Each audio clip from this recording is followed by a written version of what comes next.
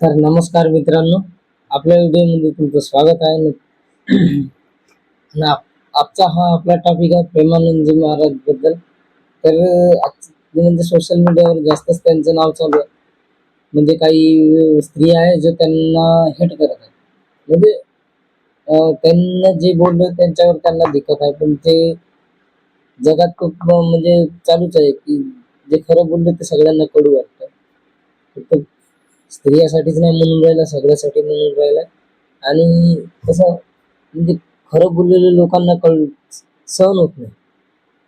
खरं बोललेलं लोकांना सहन होत नाही. त्याच्यामुळे प्रेमानंदजी महाराज जे बोलले हे म्हणजे इंडियातल्या लोकांना म्हणजे आपल्या भारत देशातल्या लोकांना ते खपलं नाही. कारण ते करतात. आणि ही गोष्ट महाराजांना अशी म्हणली आहे की त्यांना पुरी चोपून लागली. चोपून म्हणजे कशी, आता एकदमच ते इथे काळकोट झोंबली सगळ्यांनाच. सगळेच करतात ना तसे. तर काळकोड लागली एकदम. त्याच्यामुळं जे महाराज बोलले ते खरे बोलले. महाराष्ट्रावरती भविष्यवाणी करतात. तसं तर मी महाराजांना फॉलो करतोच. असं डेली नाही, पण म्हणतात. आणि त्यांचे काही जे काय म्हणतात ते मंत्र आहे ना, ते बी मी घेतले. तर त्यांच्या मंत्रामुळेच मी थोडा आज जागेवर आहे.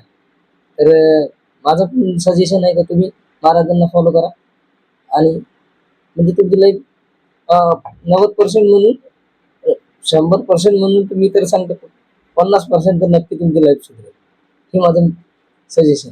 तर तुम्ही महाराजांना फॉलो करा. महाराज जे बोलले ते खरं बोलले. एकदम असे अशा जागेवर जाऊन बोलले की ते सगळ्यांना भारत देशातल्या लोकांना पुरी लागूच झाली गोष्ट. तर त्याच्यामुळे ती गोष्ट सगळ्यांना हे होऊन राहिली. तर आज त्या महाराजांना सगळे स्त्रिया भेट करत आहे. तर तो म्हणजे आणि ते अजून एक महाराज आहे, तर त्यांचं नाव नाही येऊन राहिलं म्हणलं. तर त्याच्या संग म्हणजे न्यूज चॅनलवर त्यांच्या संग गोष्टी गप्पा चालू आहे त्यांच्या म्हणजे इंटरव्ह्यू चालू आहे. की तुम्ही असं हे करता म्हणजे दारू पिता म्हणजे कोणतं शराबी के साथ बैठा दिया. तर असं नव्हतं व्हायला पाहिजे. कारण महाराजांना जी गोष्ट बोलली ती सगळ्यांना लागू झाली. सगळ्यांनाच लागू झाली. मी तर म्हणतो जर समजा आता भारत देशात 100% 75% लोकांना ती गोष्ट लागली. 75% लोकांना ती गोष्ट लागली काळजात जाऊन. आणि जे बोलले ते खरं बोलले. तर स्त्रियांना दिक्कत झाली, पुरुषांना तर दिक्कत नाही झाली. बोलले की प्रश्न स्त्रियांना सुरू केला तर तो गुरुजी स्त्रियांनाच म्हणले. तर तसंच झालं. स्त्रियांना विचारलं, स्त्रियांनाच म्हणलं. तर असं आहे म्हणजे त्यांनी सांगलं की ऐसा मत करो शादी से पहले. तो वही बात उनको लग गई पूरा जबरदस्त. तो महाराज जी जो भी कहते हैं सच कहते. प्रेमानंद गोविंद सरहा सारहन सारहन हा. आणि धीरेंद्र कृष्ण शास्त्री. हाँ, वीरेंद्र कृष्ण शास्त्री ये उनका पूरा नाम है कि नहीं पता नहीं. बट हे आहे आपल्या महाराजाबद्दल हिस्ट्री. तर महाराज जे बोलले ते तारखे फाड बोलले ना, महाराजाची गोष्ट बराबर लागली. तर ते लोकांना कळवत नाही. तर आपल्या महाराष्ट्रातल्या लोकांना हे सांगण्यात येते की भलाही ते उत्तर प्रदेशात राहते, पण महाराज जे बोलतात मथुरा उत्तर प्रदेशातील मथुरा येथील वृंदावन आहे तिथे राहतात ते. तर प्रेमानंदजी महाराज दर्शन वेळी आश्रम मार्गदर्शन तिथं मिळतंय आपल्याला. आपल्याला तिथं जावं लागेल. तसंच त्यांना बहुत म्हणजे मीच म्हणून नाही पण मीच तर सोडा, विराट कोहली सुद्धा त्यांना म्हणजे मीटिंग करून गेले त्याच्याबरोबर. म्हणजे बहुत सेलिब्रिटी त्यांना फॉलो करतात मोठे मोठे. तर विचार करा, ज्यांच्याजवळ पैसा आहे ते. आता जे मोठे लोक म्हणतात की देवात विश्वास नको ठेवा, याच्यात विश्वास नको ठेवा. नको ठेवा ना, नको ठेवा.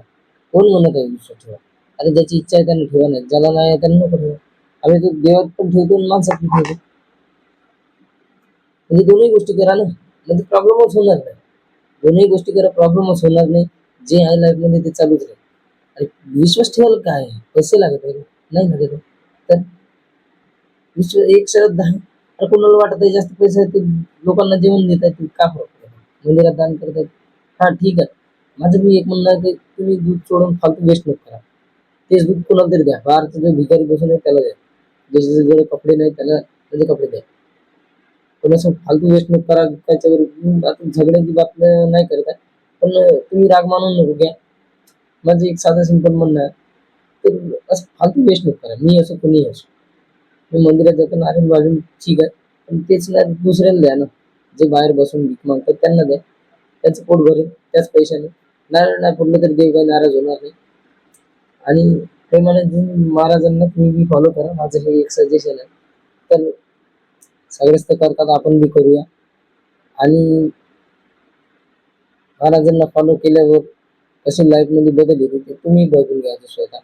तुम्ही काय म्हणलं असेल ना काय नाही ते तुम्ही बघायचं स्वतः. तर आपला व्हिडिओ पसंत आल्यास नक्की like and share and subscribe.